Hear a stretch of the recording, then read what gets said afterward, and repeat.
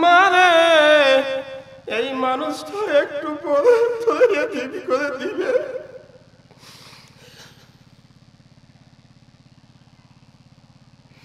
মা এই মানুষটা তো একটু পরে তিন করে দিবে। ফাতেমা নয়নের জোরে কান্দে, বাবা গো না না, এই মানুষটাকে আমি ঘরে ঢুকতে দিব না। ও বাবা তুমি তো জানো তোমাকে না দেখলে আমি থাকতে পারি না। বাবা গো তুমি চলে গেলে আমি কেমনে এই দুনিয়ায় থাকবো রে বাবা। বাবা তুমি তো জানো যখন 3 দিন 4 দিন ধরে আমার চুলায় পাক জ্বলতো না, আগুন জ্বলতো না, হাসান হোসাইন ক্ষুধার যাতনায় ছটফট ছটফট করতো গো বাবা। আমি তোমার কাছে পাঠাইয়া দিলে তোমার সুন্দর চেহারার দিকে তাকাইয়া থাকলে হাসান হোসাইনের পেটের ক্ষুধা নিবারণ হইয়া যাইত গো বাবা। ও বাবা তুমি চলে গেলে কেমনে থাকবো আমি, কেমনে থাকবো আমার হাসাইন হোসাইন? না না বাবা গো আমি তোমাকে বিদায় দিব না, আজরাইলকে আমি ঘরে ঢুকতে দিব না। ও বাবাজি আপনাদের কাছে জানতে চাই আজরাইল ঘরে ঢুকতে কি দরজা খোলা লাগে নাকি? আজ পর্যন্ত কোনো ভাই দরজা খোলা লাগছে নাকি? কিন্তু নবীজির সম্মানার্থে দরজা খোলা দিয়া বের আজরাইল ঢুকতে চায়। আলহামদুলিল্লাহ আলহামদুলিল্লাহি নাহমাদুহু ওয়া নাস্তাঈনুহু ওয়া নাস্তাগফিরুহ ওয়া নু'মিনু বিহি ওয়া নাতাওয়াক্কালু আলাইহি ওয়া নাউযু বিল্লাহি মিন শুরুরি আনফুসিনা ওয়া মিন সাইয়্যাতি আ'মালিনা মান ইয়াহদিহিল্লাহু ফালা মুদিল্লা লাহু ওয়া মান ইউদ্লিলহু ফালা হাদিয়া লাহু ওয়া নাশহাদু আল লা ইলাহা ইল্লাল্লাহু ওয়াহদাহু লা শারীকা লাহু ওয়া নাশহাদু আন্না সাইয়্যিদানা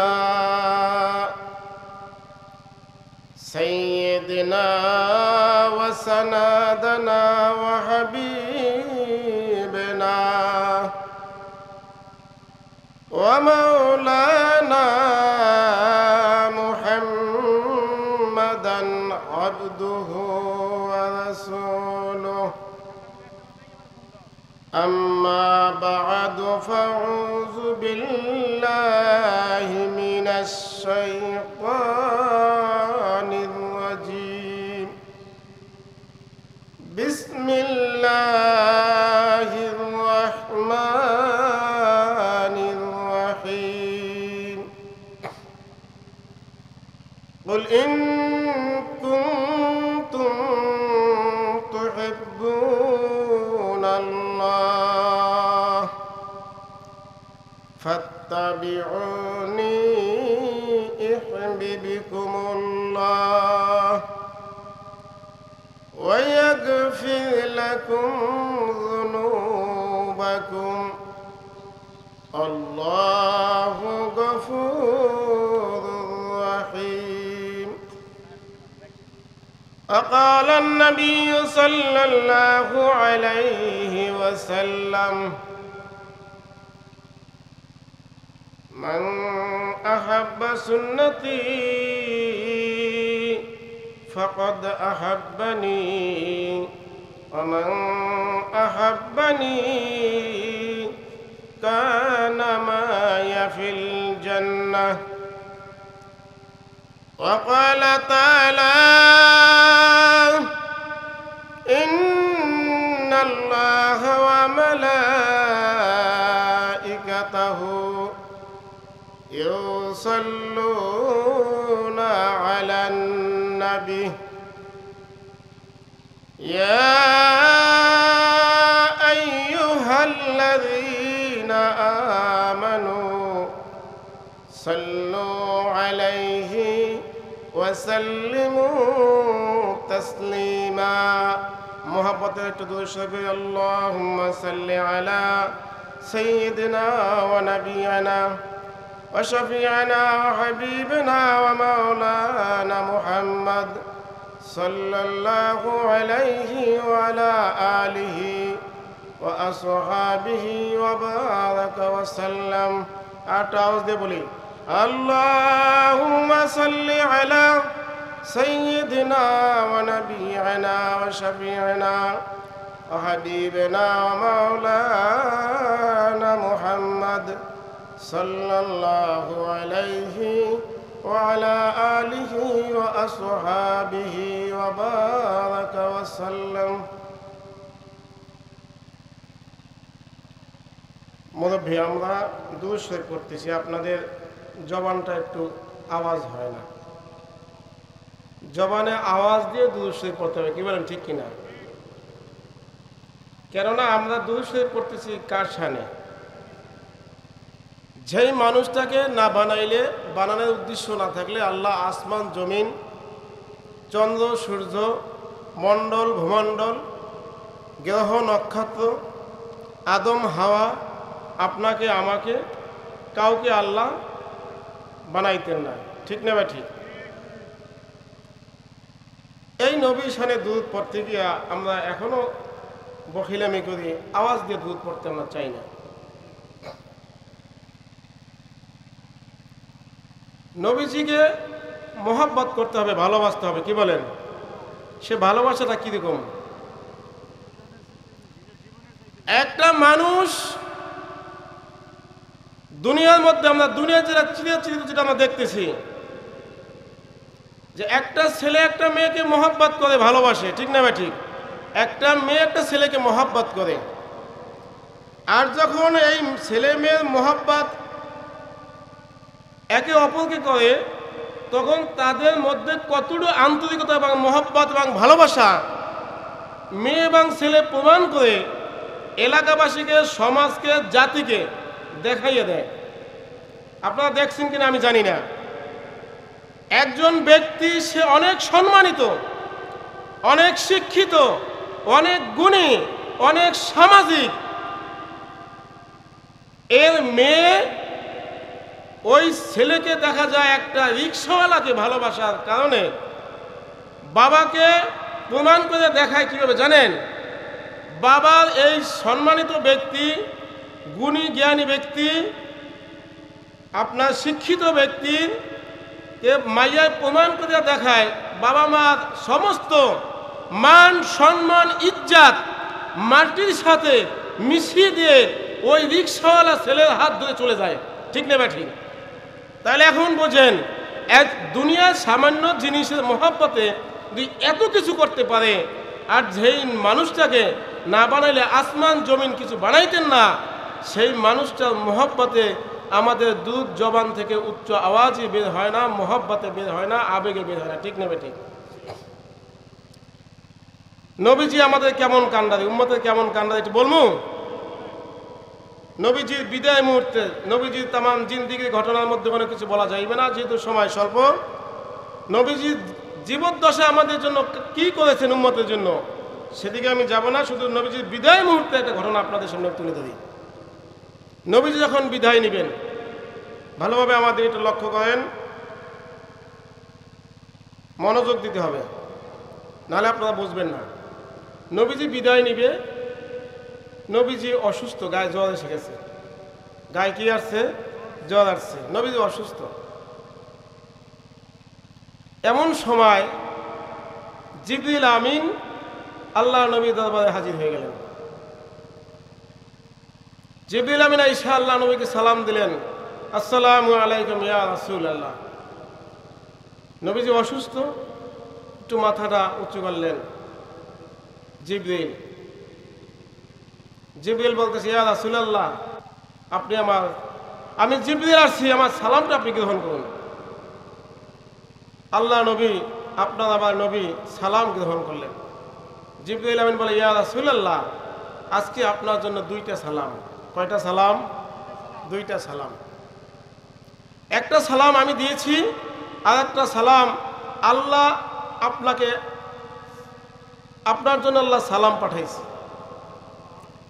আমার সালামের পরে আপনি আল্লাহ সালাম গ্রহণ করুন। নবীজি সালাম গ্রহণ করলেন। জিবরিল বলতেছে, ইয়া রাসূলুল্লাহ, সালাম আনতে আল্লাহ আপনার জন্য একটা সুসংবাদ আমার কাছে আজকে দিয়েছে, সেই সুসংবাদ নিয়ে আসছি। যেই সুসংবাদ আদি পিতা আদম থেকে শুরু করে আপনি পর্যন্ত এই দুনিয়ার জমিনে যত নবী পয়গম্বর আছে, কার জন্য আল্লাহ এই সুসংবাদটি দেয় না, একমাত্র আপনাকে দিয়েছে। এবং সেই সুসংবাদটি কি? আল্লাহ একটা প্রস্তাব দিয়েছে। আল্লাহ বলেছে, প্রস্তাব দেওয়ার মালিক হলাম আমি, আর সিদ্ধান্ত দিবে আমার দোস্ত। সিদ্ধান্ত দেবে কে? আমরা মনে করেন কোনো সমাজে গেলে আগে সিদ্ধান্ত দিয়ে দিই। এখন দেখেন আল্লাহ নবীকে কতটুকু মহব্বত করে। আল্লাহ বলছে, প্রস্তাব দিয়েছি আমি, জিবরিল, আমি প্রস্তাব দিয়েছি, আমার প্রস্তাব দেওয়ার মালিক হলাম আমি, সিদ্ধান্ত দিবে আমার নবী। আল্লাহ নবী বলে, জিবরিল, কি প্রস্তাব নিয়ে আসছো? জিবরিল বলে, ইয়া রাসূলুল্লাহ, ইয়া হাবিবাল্লাহ, আপনি তো জানেন আদি পিতা আদম থেকে শুরু করে আপনি পর্যন্ত এই জমিনে যত নবী পয়গম্বর আছে, কেউ কিন্তু এই দুনিয়ায় থাকতে পারে নাই। সবার এই দুনিয়া থেকে একদিন বিদায় নিতে হয়েছে। নবীজি গো, আপনার বেলায় একই নিয়ম, ব্যতিক্রম কিছু না। তবে আপনার জন্য যে প্রস্তাব পাঠাইছে, এই প্রস্তাবটি কাউকে দেওয়া হয় নাই। নবীজি, আপনি দুনিয়া থেকে বিদায় নেওয়ার পরে আপনার জন্য আল্লাহ 2টা জায়গা নির্ধারণ করেছেন। একটা হলো আল্লাহর আরশে আজিম। কোথায়? একটা হলো আরশে আজিম, প্রথম প্রস্তাব আল্লাহর। দ্বিতীয় নাম্বার প্রস্তাব হলো আল্লাহর এই জমিন। আল্লাহ 2টা প্রস্তাব আপনাকে দিয়েছে। এখন আপনি যেটা সিদ্ধান্ত দিবেন, আল্লাহ সেটা গ্রহণ করে নিবে। আমি আগেই বলেছি, আপনার আমার নবী আমাদের জন্য কেমন কান্ডারি নবী, এইটাই কিন্তু বুঝাইতে চাইতেছি। মাথায় রাখবেন বিষয়টা। নবীজি একটু চক্ষু বন্ধ করে দিলেন, চক্ষু খুলে বললেন, জিবরাইল রে, আমি আমার বিদায়ের পরে আমার থাকার জন্য আমি এই জমিন সিদ্ধান্ত নিয়েছি। আচ্ছা, এখন আপনারা বলুন, যদি কেউ আমাকে বলে যে তোমাদের বাউফলে শহরে একটা বাড়ি দেওয়া হবে আর ঢাকা গুলশানে একটা বাড়ি দেওয়া হইবে, আচ্ছা আপনি আমি কোনটা নেব বলেন তো দেখি? ঢাকা, গুলশান বা সোনারগাঁ। কেন? অনেক দামি জায়গা। এখন নবী যে জমিনটা বাঁচিয়ে নিলেন, পিছনে একটা কারণ আছে না? কিন্তু কথাটা তো বোকার মতন। কথাটা কি মতন? বোকার মতন। নবীজি দেখেন কত বড় আপনার আমার জন্য দরদ। জিবরাইল বলে, ইয়া রাসূলুল্লাহ, ইয়া হাবিবাল্লাহ, আমি অবাক হয়ে গেলাম। কোথায় আল্লাহ সে আজিম, কোথায় হলো জমিন? আপনি এত সুন্দর জায়গা কেন চয়েস করলেন না? আপনি কেন জমিন চয়েস করলেন? আমার মধ্যে প্রশ্ন চলে আসছে। নবী গো, আপনি কেন জমিনটা চয়েস করলেন একটু জানতে মনে চাই। যদি মেহেরবানি করে আমাকে একটু বলে দিতেন। আপনার আমার মায়া নবী, দয়া নবীজি জিবরাইলকে লক্ষ্য করে বলে, জিবরাইল রে, আমি কেন জমিন চয়েস করেছি তুমি জানতে চাও? ও জিবরিল, আমি যে উহুদের ময়দানে আমার দুইটা দাঁত আমি দান শহীদ করে দিয়েছি তুমি কি জানো? জিবরিল বলে, ইয়া রাসূলুল্লাহ, আমি জানি। ও জিবরিল, তায়েফের জমিনে আমার শরীরের রক্তগুলো জমিনে ঢেলে দিয়েছিলাম, তা কি তুমি জানো? জিবরিল বলে, ইয়া রাসূলুল্লাহ, তাও আমি জানি। জিবরিল, এখন তোমার কাছে আমার প্রশ্ন, আমি তোমার কাছে জানতে চাই আমার শরীরের রক্তগুলো তায়েফের জমিনে আমি কেন ঢেলে দিয়েছিলাম রে? আমি উহুদের ময়দানে কেন আমার দাঁত দুইটা আমি শহীদ করে দিয়েছি? জিবরিল বলে, ইয়া রাসূলুল্লাহ, আপনি দিন আল্লাহর জমিনে প্রচার করতে গিয়ে আল্লাহর পাঠানো দিন আল্লাহর জমিনে বাস্তবায়ন করতে গিয়ে প্রচার করতে গিয়ে দাওয়াত দিতে গিয়ে আপনি শরীরের রক্তগুলো তায়েফের জমিনে দিয়েছেন, দাঁত দুইটা উহুদের ময়দানে দিয়েছেন। আল্লাহর নবী বলে, জিবরিল রে, আমি এই রক্ত এবং দাঁত দেওয়ার পরে আল্লাহর পাঠানো দিন জমিনে কেউ কবুল করছে কিনা? জিবরিল বলে, ইয়া রাসূলুল্লাহ, কবুল করছে। আল্লাহ নবী, আপনার মায়া নবী বলতেছে, ও জিবরাইল রে, আমি তোমার কাছে জানতে চাই বেলালের শরীরের রক্ত আর গোশতগুলো তায়েফের জমিনের পাথরের আঘাতে আগায় কেন দিয়েছিল? বেলালের অপরাধটা কি ছিল? জিবরাইল বলে, ইয়া রাসূলুল্লাহ, বেলালের রক্ত, বেলালের পিঠের গোশতগুলো তায়েফের জমিনে পাথরের আগায় দিয়েছিল, কোনো অপরাধ ছিল না, শুধু একটা অপরাধ ছিল, আল্লাহর পাঠানো দিন আপনার মাধ্যমে বেলাল কবুল করেছিল, এই ছিল অপরাধ। ও জিবরাইল রে, আমার আল্লাহর পাঠানো দিন যখন আমি জমিনে প্রচার করেছি, আমার দিন যখন আল্লাহর বান্দারা কবুল করেছে, সাহাবারা কবুল করেছে, সাহাবাদের উপর যখন লাঞ্ছিত করা হয়েছে, সাহাবাদেরকে নির্যাতন করা হয়েছে, সাহাবারা সহ্য করতে না পেরে আমি নবীর কাছে আইসা কষ্টের কথাগুলো বলছে রে, আমি কষ্টের কথাগুলো শুনে সাহাবাদেরকে আমি সান্ত্বনার বাণী শুনাই দিছি। সাহাবাদের যখন আমি সান্ত্বনার বাণী দিছি, সাহাবাদের অন্তরের ব্যথাগুলো সব গুছে গেছে। আজ রে, আমি যদি আসমানে চলে যাই,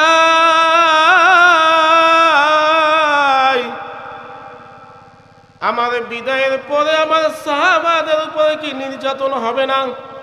জিবরাইল বলে, ইয়া রাসূলুল্লাহ, হবে। ও জিবরাইল, আমি জানতে চাই আমার সাহাবারা কষ্টের কথাগুলো কার কাছে গিয়ে পেশ করবে? ও জিবরাইল রে, আমি যদি এই জমিন কোলে নিয়ে শুয়ে থাকি, যদিও সাহাবারা আমাকে দেখবে না, কিন্তু আমার কবরের কিনারে দাঁড়াইয়া কষ্টের কথাগুলো আমাকে শুনাইবে, আর সাহাবারা একটু অন্তরে ব্যথাগুলো মুছে যাবে, একটু শান্তি পাবে। আমি এই একটা কারণে আমি এই জমিনটা বেছে নিয়েছি। আজ জিবরাইল রে, আমি এই জমিনটা বেছে নিয়েছি দুইটা কারণ। একটা কারণ বলে দিলাম, নাম্বার 2 কারণ হলো আল্লাহ নবী বলতেছে, আমি যখন বিদায় হয়ে যাব আমার সাহাবারা জমিনে থাকবে, কিন্তু আপনার আমার একজন বন্ধু আছে, আপনারা জানেননি? কোরআন শরীফে আসছে, ইন্নাশ শাইতানা আদুউম মুবিন। কে শয়তান? আমাদের বন্ধু না শত্রু? বন্ধু না শত্রু?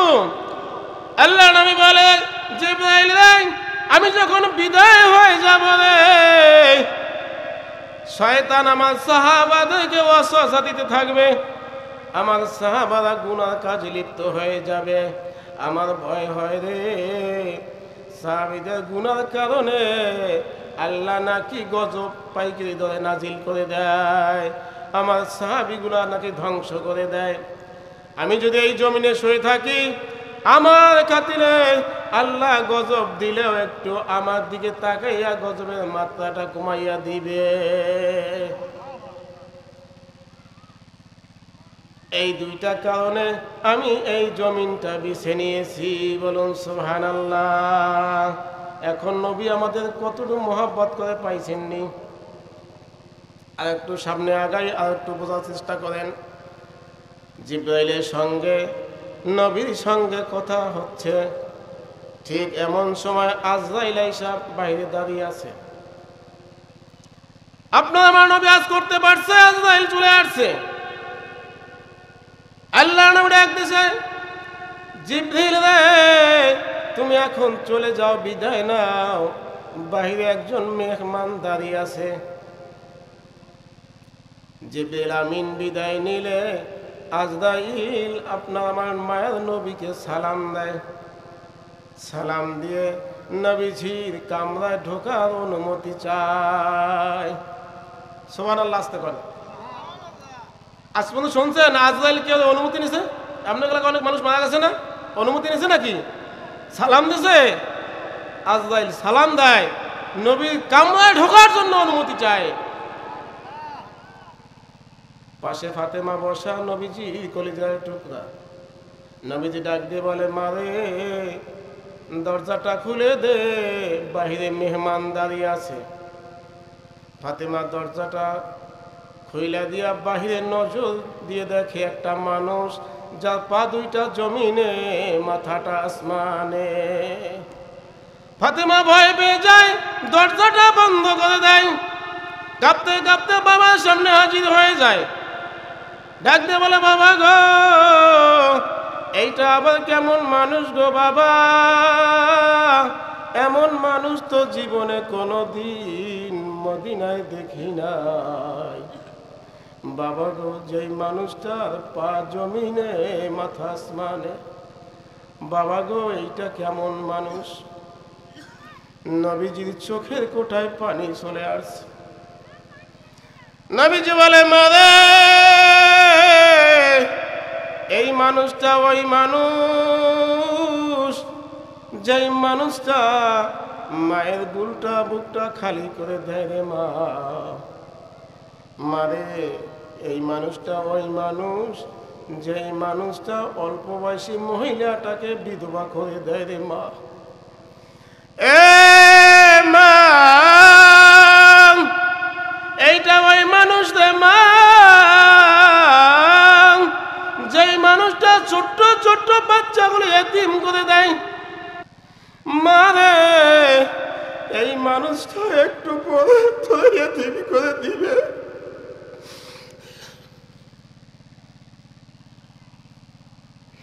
মা এই মানুষটা তো একটু পরে এতিম করে দিবে। ফাতেমা নয়নের জোরে কান্দে, বাবা গো না না, এই মানুষটাকে আমি ঘরে ঢুকতে দিব না। ও বাবা, তুমি তো জানো তোমাকে না দেখলে আমি থাকতে পারি না। বাবা গো, তুমি চলে গেলে আমি কেমনে এই দুনিয়ায় থাকবো রে বাবা? বাবা তুমি তো জানো, যখন 3 দিন 4 দিন ধরে আমার চুলায় পাক জ্বলতো না, আগুন জ্বলতো না, হাসান হোসাইন ক্ষুধা যাতনায় ছটফট করতো গো বাবা। আমি তোমার কাছে পাঠাইয়া দিলে, তোমার সুন্দর চেহারার দিকে তাকাইয়া থাকলে হাসান হোসাইনের পেটের ক্ষুধা নিবারণ হইয়া যাইত গো বাবা। ও বাবা, তুমি চলে গেলে কেমনে থাকবো আমি? কেমনে থাকবে আমার হাসান হোসাইন?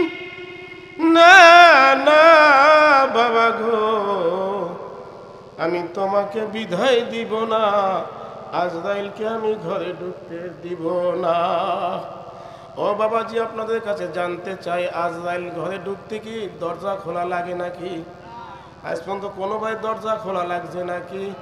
কিন্তু নবীজির সম্মানার্থে দরজা খোলা দিয়া বিয়ে আজরাইল ঢুকতে চায়।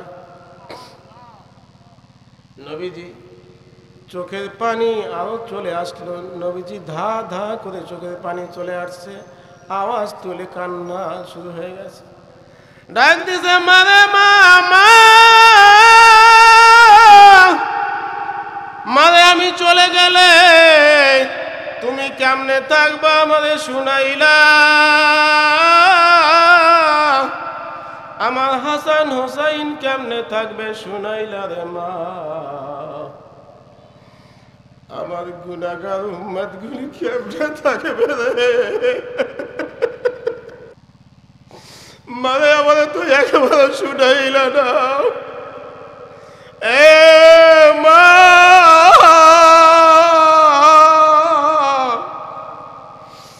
আমার দিকে তাকা রে মা, মারে আমার দিকে তাকা, আমি তোমাকে মুখে শুনতে চাই, আমার চক্ষু কয়টা রে মা? ফাতেমা বলে, বাবা তোমার চক্ষু তো দুইটা। মারে আমার একটা চক্ষু মা তুই ফাতেমা হাসান হোসাইনের জন্যে, আর একটা চক্ষু আমার গুনাহগার উম্মতের জন্যে। আর জোরে বলুন সুবহানাল্লাহ। এ দ্বারা আল্লাহ নবী ফাতেমাকে কি বুঝাইতে চায়? বুঝাইতে চায়, ফাতেমা রে তুমি আমার কলিজার টুকরা ফাতেমা, হাসান হোসাইনকে আমি যতটুকু ভালোবাসি মোহাব্বত করি রে, তার চেয়ে আমার গুনাহগার উম্মতকে আমি কোনো অংশে ভালো কম বাসি না, মোহাব্বত কম করি না। ঠিক না বে ঠিক? আরো জোরে বলুন ঠিক না বে ঠিক? ও বাবাজি, নবীজি বিদায় মুহূর্তে ফাতেমার জন্য কাঁদে নাই, হাসান হোসাইনের জন্য কাঁদে নাই রে বাবা, আপনার আমার জন্য কাঁদছে। আজরাইল হাজির হয়ে গেছে, নবীজির ডান সিনা মুবারক বরাবর আজরাইল বসে গেছে। দেখে নবীজির চোখে পানি, নবীজির চোখের কোঠায় পানি। আজরাইল চিন্তা করতেছে, নবীজির মনে হয় দুনিয়া থেকে বিদায় হতে মন চায় না, নবীজির দুনিয়ার মধ্যে থাকতে মন চায়। আজরাইল বলে, ইয়া রাসূলুল্লাহ, ইয়া হাবিব আল্লাহ, নবী গো,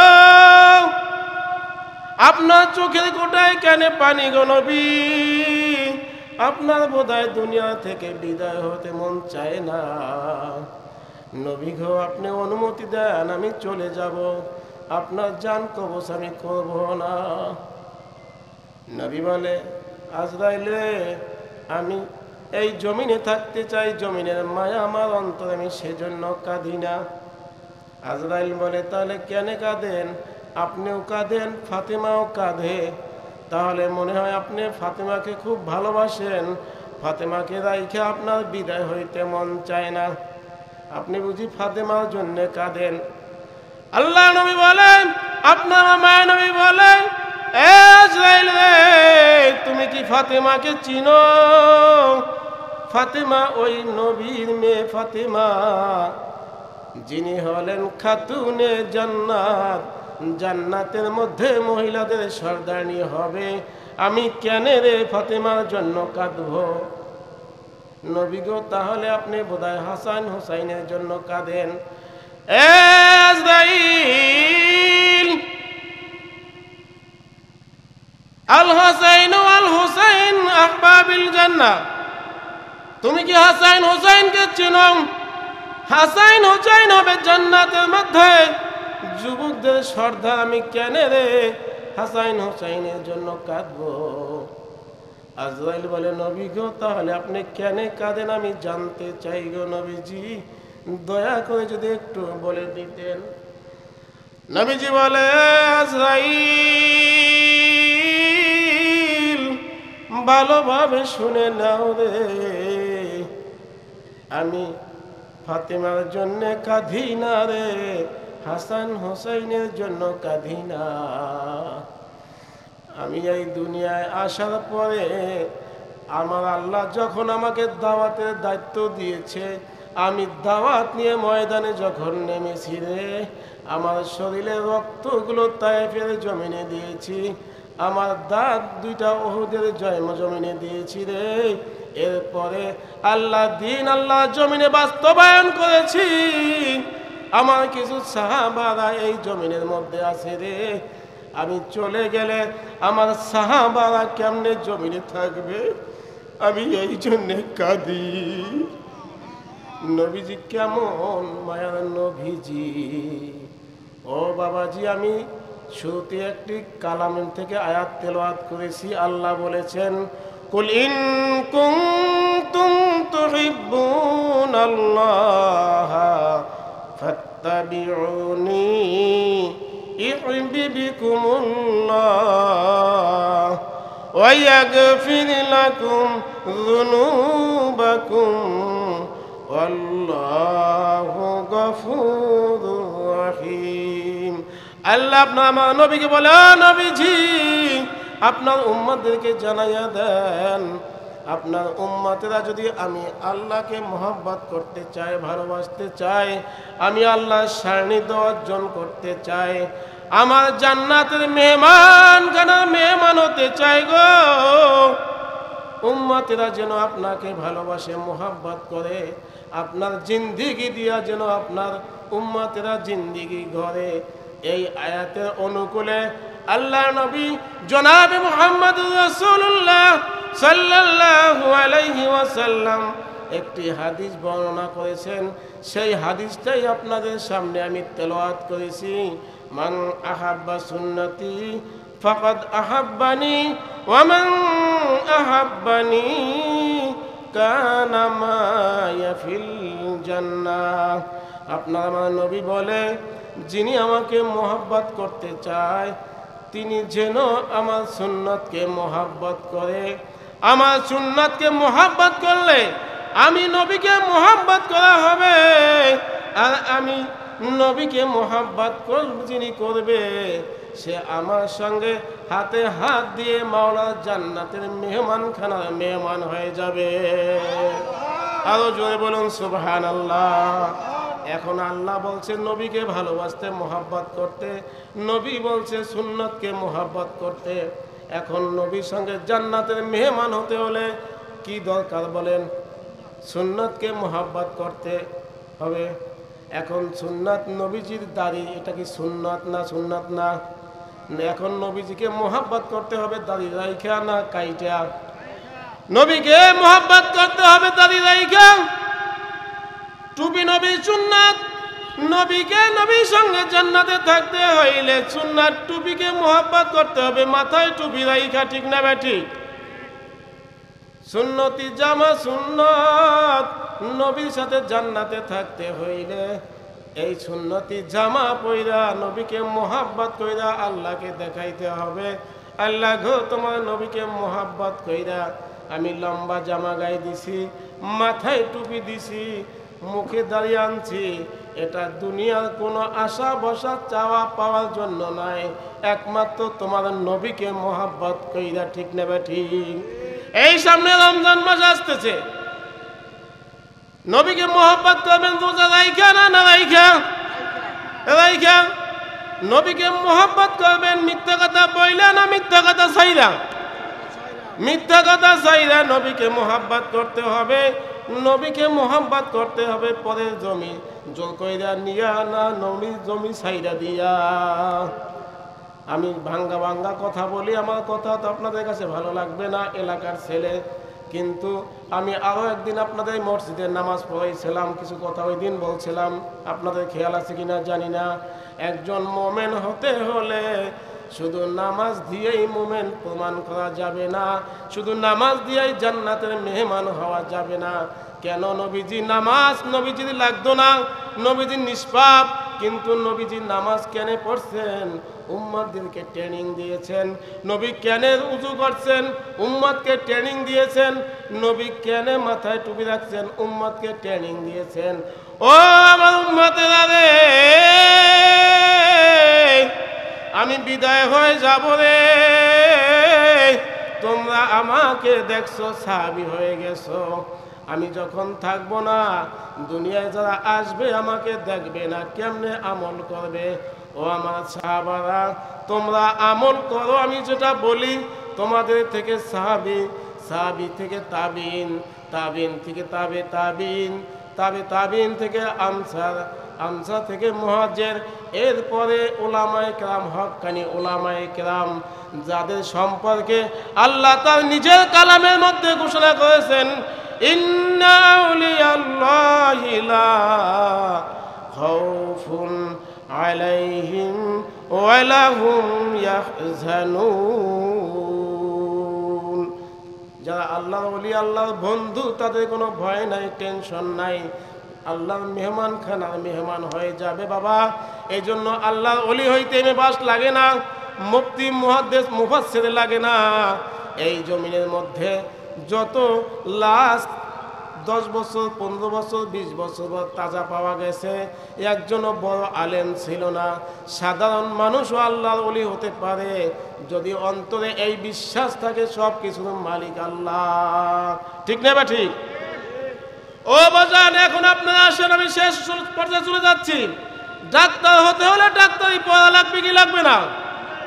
ডাক্তার হতে হলে ডাক্তারি পড়তে হবে, উকিল হতে হলে এলএলবি করতে হবে, ইঞ্জিনিয়ারিং করতে, ইঞ্জিনিয়ার হইতে হলে ইঞ্জিনিয়ার পড়তে হবে। ঠিক নেবে ঠিক? এখন নবীর সুন্নাত মানতে হইলে সুন্নাতের এলেম লাগবে কি লাগবে না? এখন এই সুন্নাতের এলেম কোথায় পাইবেন? ভার্সিটিতে। সুন্নাতের এলেম পাইবেন বাউফল কলেজে, সুন্নাতের এলেম পাইবেন কেজি স্কুলে। না না ও বাবা, আজকে আপনাদের সামনে একটা মাদ্রাসা হচ্ছে, এইটা হলো নবীর সঙ্গে প্রেম করার লাইন। ঠিক নেবে ঠিক? আলোচনা বলেন ঠিক নেবে ঠিক?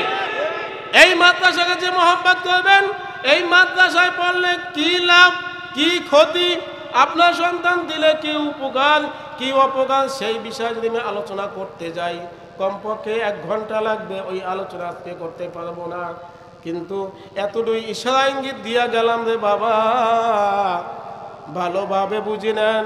এই মাদ্রাসার দিকে আপনার সন্তান যদি একটু আপনি আগাইয়া দেন, আপনি কিয়ামতের ময়দানে এই সন্তানের আপনার জান্নাতের দিকে আগাইয়া দিবে। বলেন সুবহানাল্লাহ।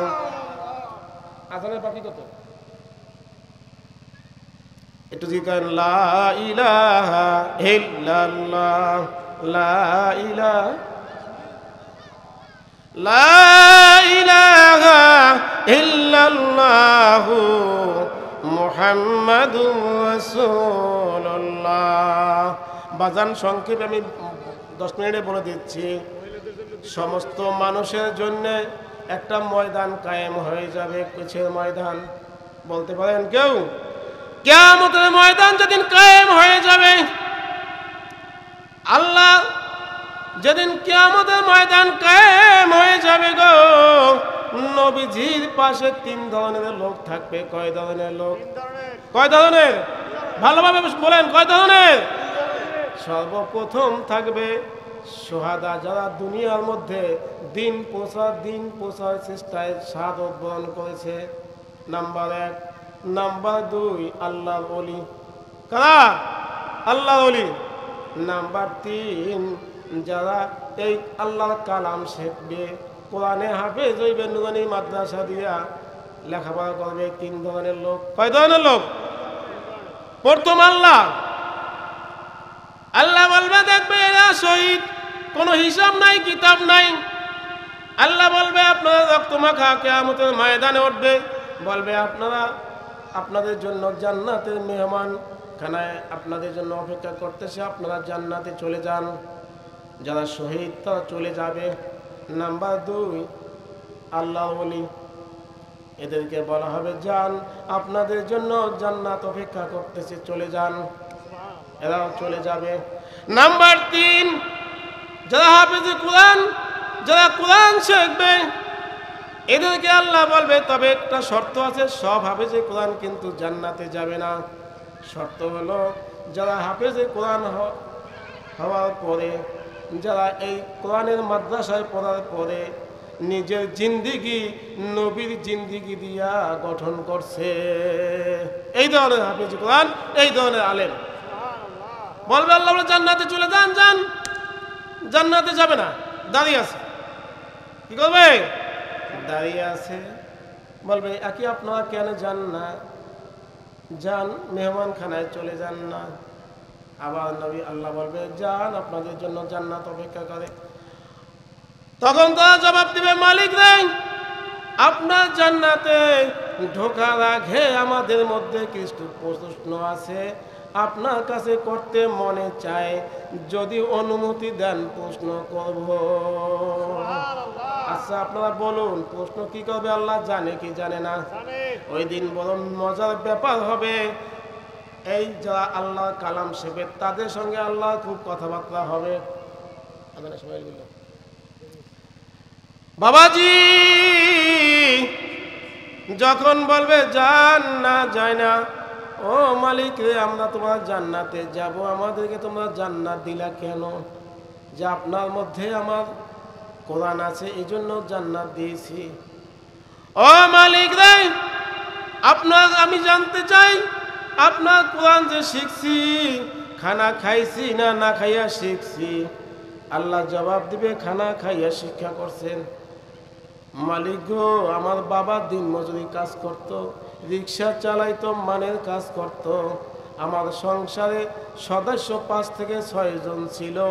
বাবা এই সংসার মেনটেন করে আমাকে মাদ্রাসায় পড়ানোর মতো অর্থ বাবা দিতে পারে নাই, খানা কোথায় পাইছি?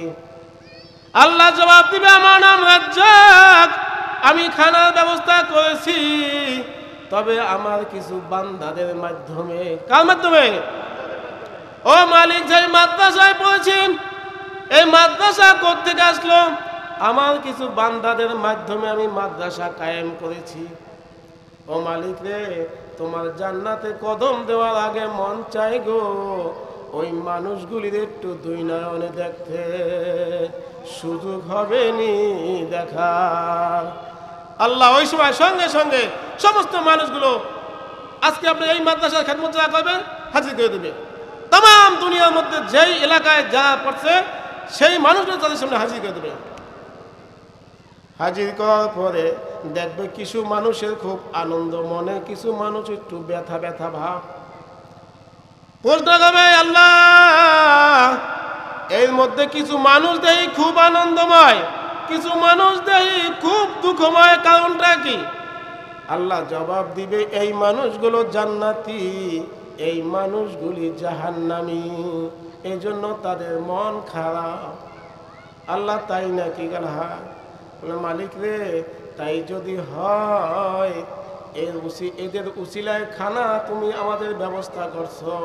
আল্লাহ তুমি তো বেইনসাফি পছন্দ করো না, বেইনসাফি জানো না, আমরা তোমার কালাম শিক্ষা কেমনে বেইনসাফ করতে পারি? না না, আমাদের জীবনের আমলগুলো সব এদেরকে দান করে দিলাম।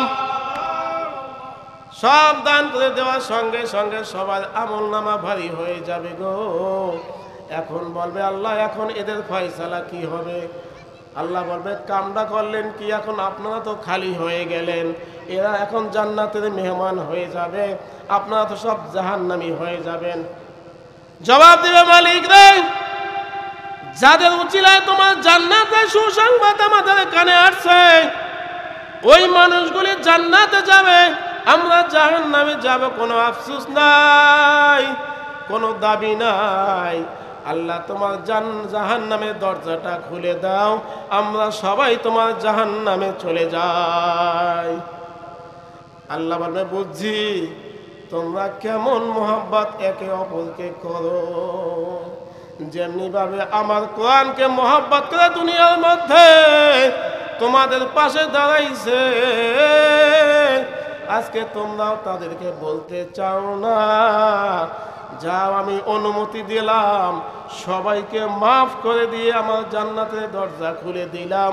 সবাই একে অপরের সিনার সাথে সিনা মিলাইয়া হাতে হাত ধরে জান্নাতের মেহমান বানিয়ে দিলাম। সবাই আমার জান্নাতে চলে যান, বলেন সুবহানাল্লাহ। আল্লাহু সুবহানাল্লাহ, আল্লাহু আকবার, নারে তাকবীর, নারে তাকবীর। দিল ইসলাম, দিল ইসলাম, আল কোরআনের আলো প্রতি ঘরে ঘরে কোরআনের মাদ্রাসা প্রতিপালিত হোক, এটা আপনারা চান? প্রত্যেকটা ঘরে ঘরে আলেম হোক, আপনারা চান? অন্তর থেকে না জবান দিয়ে? যদি অন্তর থেকে চান, প্রত্যেকটা ফ্যামিলি থেকে ছেলে হোক, মেয়ে হোক, নাতি হোক, কোরআনের বাগানে আপনারা দিবেন ইনশাআল্লাহ? দিবেন তো? আল্লাহ রাব্বুল আলামিন আপনাদের আমাদের সকলের নেক নিয়ত দিলে কবুল করুন। আল্লাহুম্মা আমিন। ওয়া আখিরু দাওয়ানা আলহামদুলিল্লাহি রাব্বিল আলামিন। আসসালামু আলাইকুম ওয়া রাহমাতুল্লাহ।